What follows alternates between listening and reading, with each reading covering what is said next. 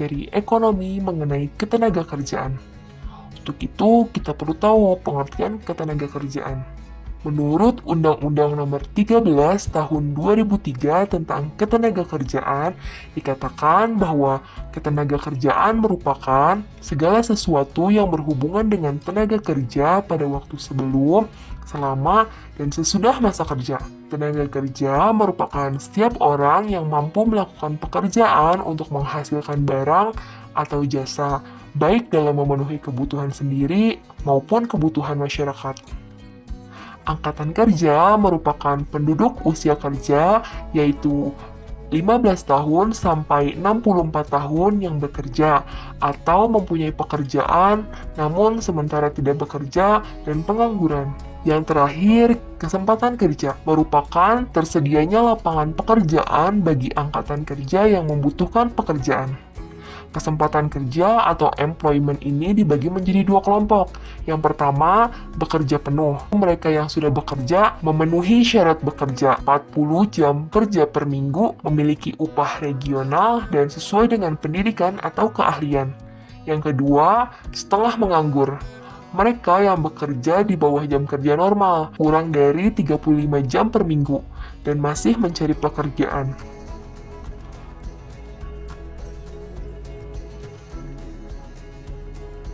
Selanjutnya yaitu faktor-faktor yang mempengaruhi kesempatan kerja. Yang pertama, tingkat pendidikan, pengetahuan, keterampilan, dan keahlian.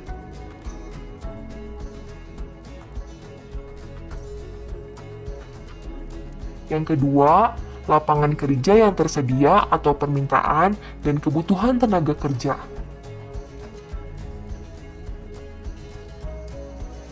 Yang ketiga, komposisi umur dan jumlah penduduk. Sampai sini sudah paham kan teman-teman? Kita lanjut ke pembahasan berikutnya yuk.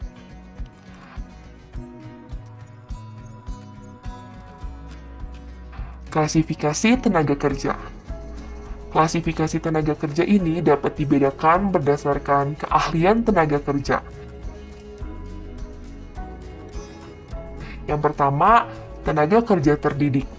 Merupakan tenaga kerja yang memiliki keahlian di bidang tertentu melalui pendidikan. Contohnya guru, dokter, akuntan, dan pengacara. Yang kedua, tenaga kerja terlatih. Merupakan tenaga kerja yang memiliki keahlian berdasarkan latihan atau pengalaman. Contohnya, tukang jahit, salon, dan montir. Yang ketiga, tenaga kerja tidak terlatih dan tidak terdidik merupakan tenaga kerja yang bekerja tidak memerlukan pendidikan atau latihan. Contohnya, pembantu rumah tangga dan kuli bangunan. Berdasarkan sifat kerjanya, tenaga kerja dapat dibedakan menjadi dua. Yang pertama, tenaga kerja jasmani, yaitu tenaga kerja yang dalam kegiatannya lebih banyak mengandalkan tenaga fisik dalam melakukan proses produksi, contohnya montir. Yang kedua, tenaga kerja rohani, merupakan tenaga kerja yang kegiatannya lebih banyak menggunakan proses pemikiran, gagasan, ide yang bersifat produktif dalam proses produksi. Contohnya, manajer, direktur, dan konsultan. Pendidikan adalah tiket masa depan. Hari esok dimiliki oleh orang-orang yang mempersiapkan dirinya sejak hari ini. Semangat belajar teman-teman!